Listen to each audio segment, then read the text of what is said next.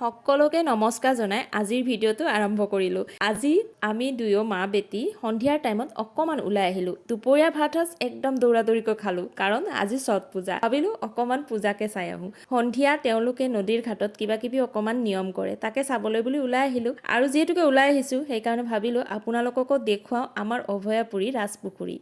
এয়া আমি আহি পালোঁ আমাৰ ঐতিহাসিক ৰজাদিনীয়া পুখুৰীটোলৈ। ৰজাদিনীয়া এই পুখুৰীটোতে হেনো ৰজাই গা ধুবলৈ আহিছিল।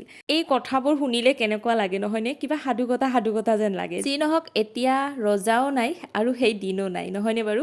আৰু এতিয়া সেই পুখুৰীটোকে ধুনীয়াকৈ সজাইছে আৰু পুৱা গধূলি বেছিভাগ মানুহে ইয়ালৈ মৰ্ণিং ৱাক আৰু ইভিনিং ৱাক কৰিবলৈ আহে।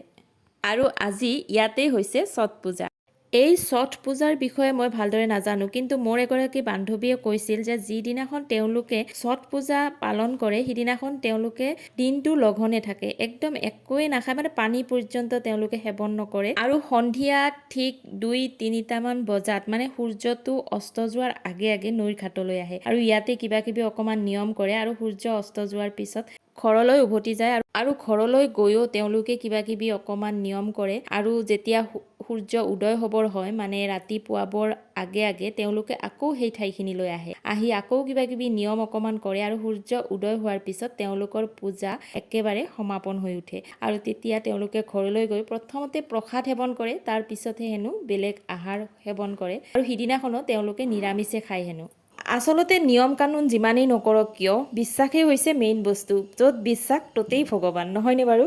আজি ইয়ালৈ আহি মোৰো বহুত বেছিয়ে ভাল লাগিল। এই ৰাজপুখুৰীটো বহুত বেছি গভীৰ হয় আৰু আপোনালোকে যে দেখিছে এই বাঁহডাল হৈছে সীমা। এই বাঁহডালৰ আগলৈ যদি যায় তেতিয়াহ'লে পুখুৰীটো আৰু বেছি গভীৰ হয়। সেইকাৰণে মানুহবোৰে যাতে আগলৈ নাযায় তাৰ বাবে এনেকৈ বাঁহ বান্ধি দিয়া হৈছে।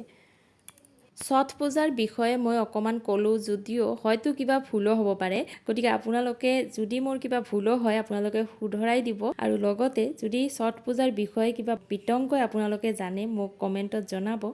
এই ছট পূজাৰ এবিধ বিশেষ পিঠা তেওঁলোকে বনায়, যিবিধ পিঠা নেকি মোৰ বহুত বেছি প্ৰিয় হয়। আমি যেতিয়া সৰু আছিলোঁ তেতিয়া দেউতাৰ অফিচৰ এজন কলিকে পূজাৰ প্ৰসাদ অফিচলৈ লৈ আহিছিলে আৰু পূজাৰ প্ৰসাদৰ লগতে এই পিঠাখনো দিছিলে। আৰু দেউতাই সেই প্ৰসাদ যেতিয়া ঘৰলৈ লৈ আহে, মানে পিঠাখন মই প্ৰথমতে খাওঁ, ইমান বেছি ভাল পাইছিলোঁ আচলতে পিঠাখন, আৰু এতিয়াও মোৰ বহুত বেছি প্ৰিয় হয় সেই পিঠাখন।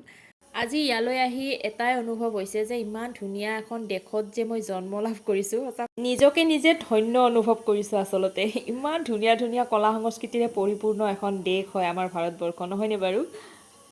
একদম সন্ধিয়া নহওঁতে আমি ইয়ালৈ আহিছিলোঁ আৰু এতিয়া একদম সন্ধিয়া হৈ গ'ল, আন্ধাৰেই হ'ল, লাইটবোৰ জ্বলিলে আৰু তেওঁলোকৰ পূজা কৰাও শেষেই হ'ল। গোটেইবোৰ ঘৰলৈ বুলি ৰাওনা হ'বলৈ ধৰিছে আৰু আমিও ঘৰ অভিমুখে উভতি আহিলোঁ আৰু আজিৰ সন্ধিয়াটো আমি এনেদৰে কটালোঁ।